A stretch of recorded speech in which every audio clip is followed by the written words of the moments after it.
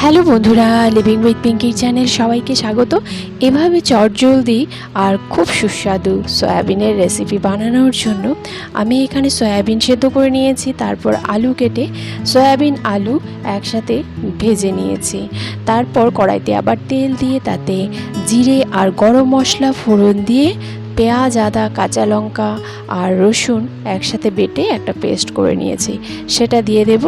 হালকা ভাজা হয়ে গেছে, এখন কাশ্মীরি লাল মির্চ পাউডার, হলুদ গুঁড়ো দিয়ে দেব আর অল্প সময় ভেজে জিরে ধনের গুঁড়ো দিয়ে নাড়াচাড়া করে তারপর আমি সয়াবিন আলু যে ভাজা করে রেখেছি সেটা দিয়ে দেব। সুন্দর সব কিছু একসাথে কষে নেব, গরম জল দিয়ে দেব, ঢেকে কম আঁচে কিছু সময় রান্না করে নেব। তারপর আমি নামানোর আগে গরম মশলা গুঁড়ো আর ঘি দিয়ে নামিয়ে নেব। তো কেমন লাগলো বন্ধুরা অবশ্যই কমেন্টে জানাবেন। ভালো লাগলে লাইক শেয়ার করে চ্যানেলটি সাবস্ক্রাইব করতে ভুলবেন না। দেখা হচ্ছে নেক্সট ভিডিওতে। টাটা।